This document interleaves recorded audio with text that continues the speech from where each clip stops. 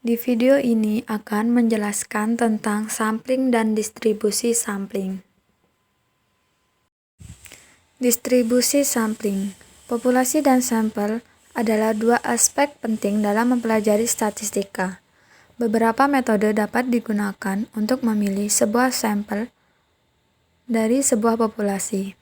Salah satu metode yang paling umum adalah penarikan sampel acak sederhana atau bisa disebut dengan simple random sampling. Pengertian populasi dan sampel. Populasi adalah totalitas dari semua objek atau individu yang memiliki karakteristik tertentu, jelas dan lengkap yang akan diteliti atau bahan penelitian. Sampel adalah bagian dari populasi yang diambil melalui cara-cara tertentu, yang juga memiliki karakteristik tertentu, jelas dan lengkap yang dianggap bisa mewakili populasi. Untuk menerangkan karakteristik dari populasi dan sampel, digunakan istilah parameter dan statistik. Parameter dan statistik adalah besaran yang berupa data, ringkasan atau angka ringkasan yang menunjukkan suatu ciri dari populasi data sampel. Parameter dan statistik merupakan hasil hitungan nilai dari semua unit di dalam populasi dan sampel yang bersangkutan. Berikut ini lambang yang digunakan untuk parameter populasi dan statistik sampel.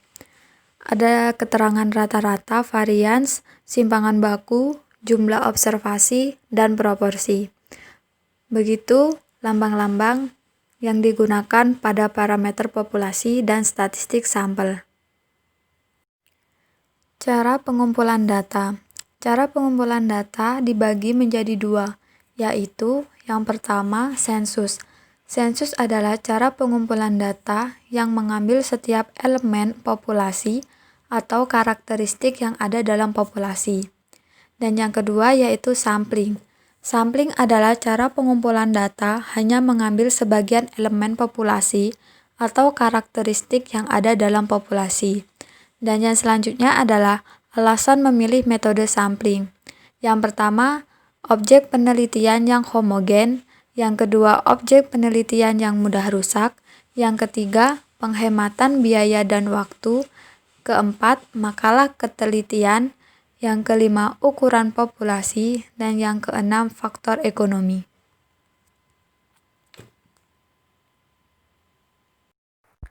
Di slide ini saya akan menjelaskan tentang metode sampling yang dibedakan menjadi dua macam, yaitu sampling non-random atau sampling acak, yang kedua sampling non-random atau sampling tidak acak. Hasil dari sampling random memiliki sifat yang objektif, yaitu meliputi tentang A. Sampling random, yang B. Sampling berlapis, yang C. Sampling sistematis, dan yang D. Sampling kelompok atau sampling cluster.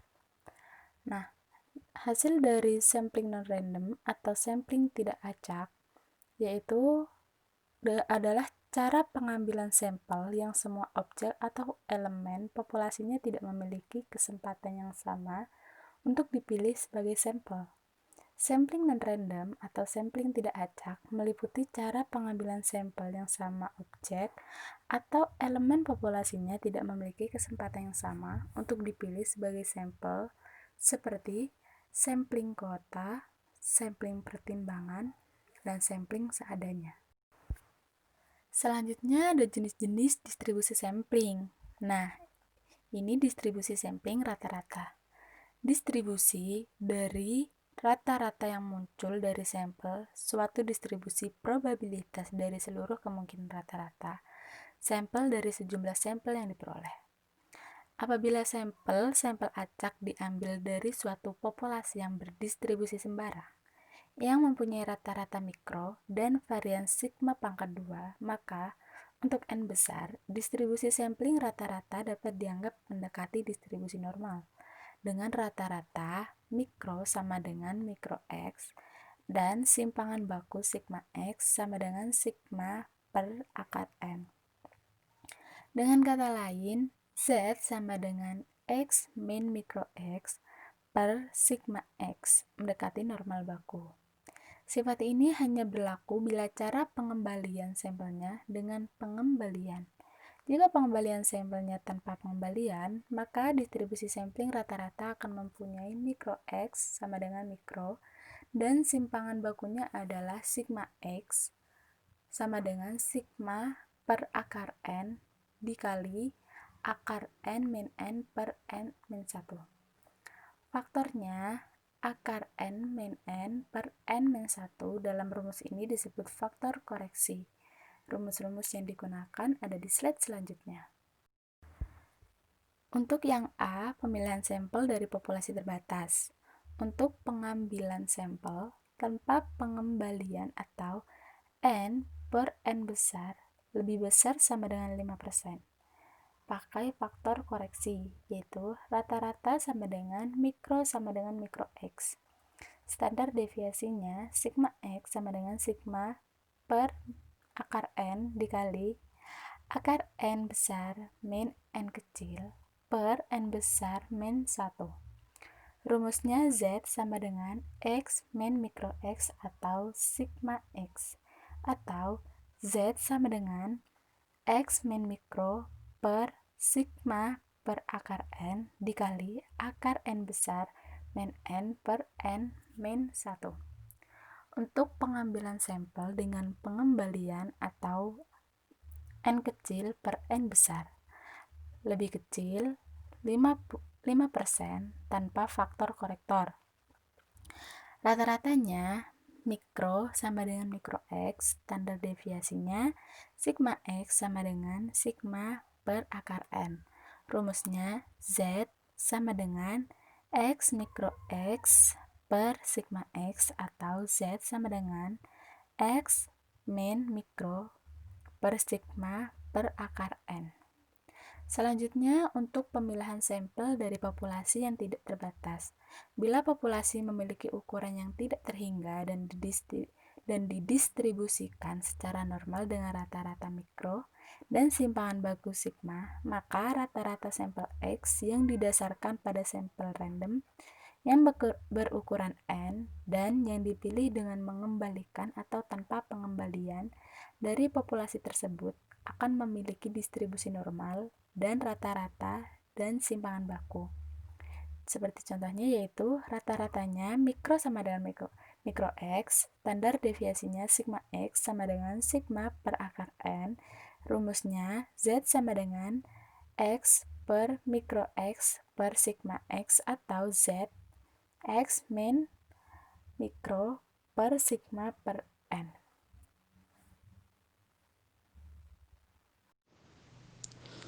Distribusi sampling proporsi. Proporsi dari populasi dinyatakan dengan P sama dengan X per N, dan proporsi untuk sampel dinyatakan dengan P sama dengan X per N.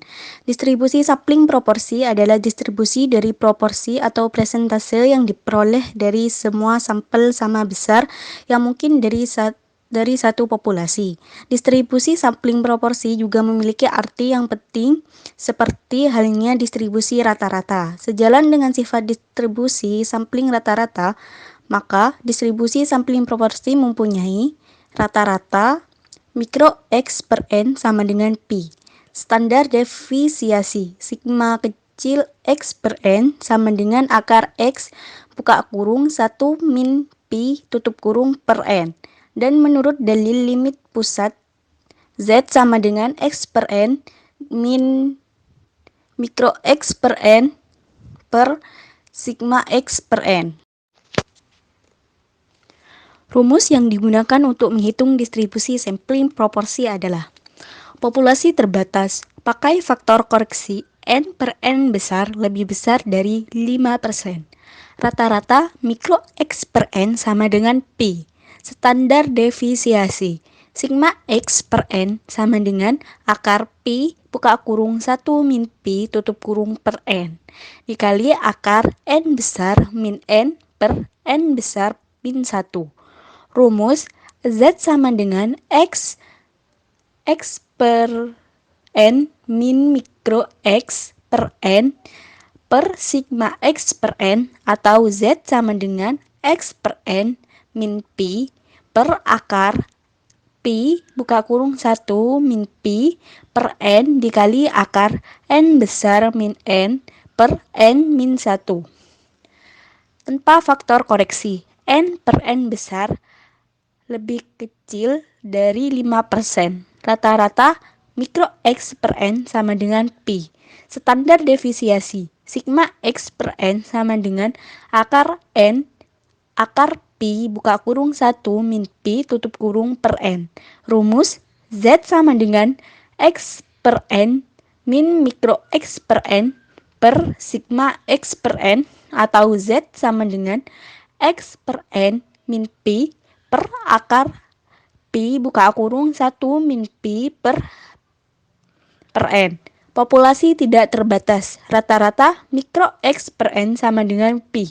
Standar defisiasi, sigma X per N sama dengan akar pi buka kurung 1 min pi tutup kurung per N.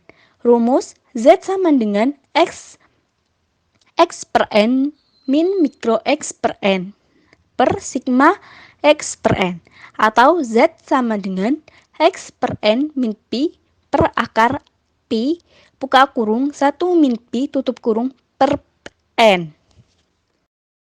Distribusi sampling selisih rata-rata. Distribusi sampling selisih rata-rata adalah distribusi yang statistik sampelnya merupakan selisih rata-rata sampel.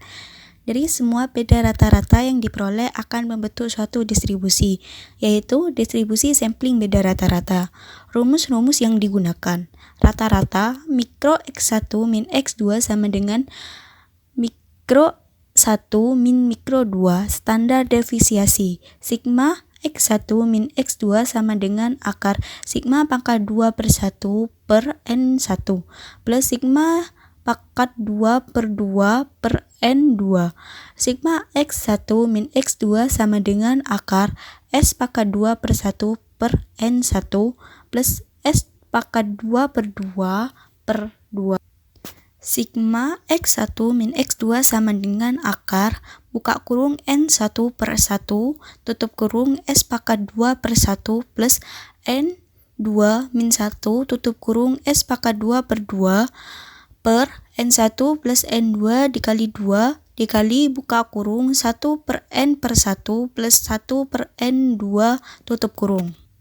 Catatan: bila sigma pangkat 2 per 1 dan sigma pangkat 2 per 2 tidak diketahui nilainya, tetapi sigma pangkat 2 per 1 tidak memiliki kesamaan dengan sigma pangkat 2 per 2, bila sigma pangkat 2 per 1 dan sigma pangkat 2 per 2 tidak diketahui dan dianggap sigma pangkat 2 per 1 sama dengan sigma pangkat 2 per 2. Rumus Z sama dengan buka kurung X1 min X2 tutup kurung min mikro X1 min mikro X2 per sigma X1 min sigma X2 sama dengan buka kurung X1 min X2 tutup kurung min mikro X1 min mikro X2 tutup kurung per akar sigma pangkat 2 per 1 per N1 plus sigma akar 2 sigma pangkat 2 per 2 per N2.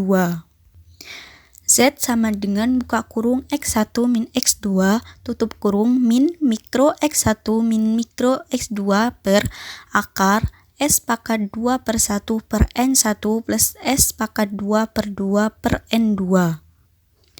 Z sama dengan buka kurung X1 min X2 tutup kurung sigma X1 min sigma X2 tutup kurung per akar buka kurung N1 min 1 tutup kurung S pangkat 2 per 1 plus buka kurung N2 min 1 tutup kurung S pangkat 2 per 2 per N1 plus N2 min 2 dikali buka kurung 1 plus N1 plus 1 per N2 tutup kurung.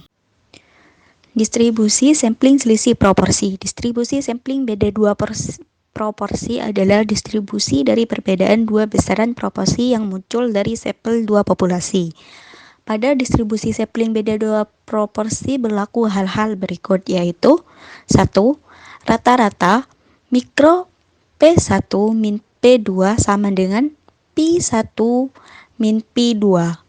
2. Simpangan baku. Sigma P1 min P2 sama dengan akar Pi1 buka kurung 1 min Pi2 tutup kurung per N1 plus Pi2 buka kurung 1 min Pi2 tutup kurung per N2.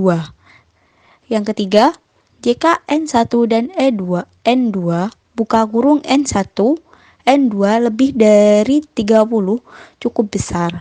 Distribusi sampling beda proporsi akan mendekati distribusi normal dengan variabel random standar yang rumus Z-nya, yaitu yang keempat, Z sama dengan buka kurung P1 min P2 tutup kurung min mikro P1 min P2 per sigma P1 min P2.